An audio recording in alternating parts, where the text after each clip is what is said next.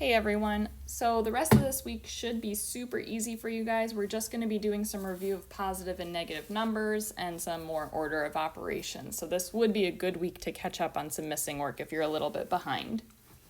So for adding and subtracting, if the signs are the same,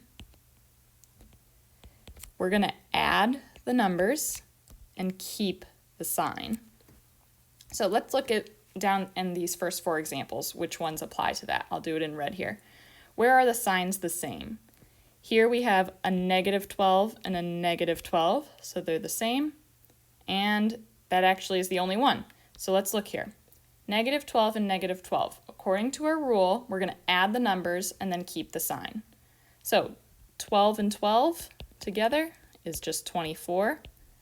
So we know our answer is going to be 24, but we want to keep the sign of our numbers. And in this case, it was negative. Okay. Now, in blue here, if the signs are different, we're going to subtract the numbers and keep the sign of the larger number. Okay. So down here to the left, we have 2 plus negative 5.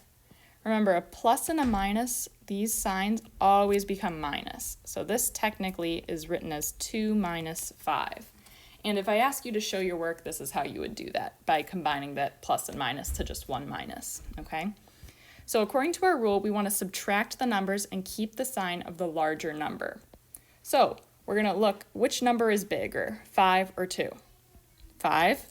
So we're going to do 5 minus 2, and we're going to get 3. So we know our answer is going to be 3, but we want to keep our answer, or we want to keep the sign of our larger number. So again, looking here, 2 and 5, which one is larger? 5, and 5 does have a negative sign on it. So our answer is negative 3. Okay, then moving on here, we have negative 9 plus 9. We don't have to change any signs here. So again, let's just do our subtraction. 9 minus 9 is 0. 0 never has a sign attached to it. So we know our answer is going to be 0. And again, anytime you have a number and its opposite, that always cancels out. And last but not least here. So we have a couple of different options. Since this negative 13 is out front, we can rewrite this as positive 21 minus 13. That's just your regular problem. So 21 minus 13 is going to be 8. So we know our answer is going to be 8. But what sign is our bigger number? Our larger number is 21 in this case, and it is positive, so our answer is positive 8. Okay? Now, moving on down here, if you ever have two negative signs next to each other, they become a plus sign, remember? So down here, negative 8 minus negative 2, that's going to become negative 8 plus 2. And again, now we have different signs, so let's do our subtraction. 8 is our bigger number. 8 minus 2, we get 6. So our answer is going to be at least that 6, and then we want to keep the sign of our larger number, which in this case is 8's sign, which is negative. Okay, moving on, we got 25 minus negative 17. That's going to become 25 plus 17, so just regular math there, and we would get 42. And our last one here, this is going to become negative 20 plus 20. And again, we have opposites, so right away we know we should get 0 for that one. Okay. And finally, our multiplication and division, which I personally find to be a lot easier than addition and subtraction with our integers. If the signs are the same, then the answer is positive.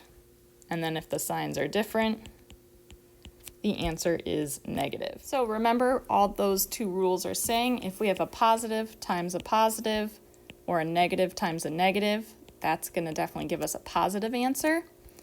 If we have a positive times a negative or a negative times a positive, that's going to give us a negative answer. And then for our division, if we have a positive divided by a positive or a negative divided by a negative, that's when we're going to get positive answers. And then if we have our positive divided by negative or negative divided by positive, that's when we're going to get our negative answers. So down here we got -8 times -4. Right away we have two negatives. That's going to make a positive. 8 times 4 is 32.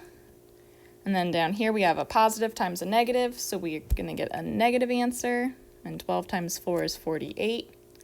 Now yours should say 15 divided by -3 and 39 divided by -13. So we have a positive divided by a negative.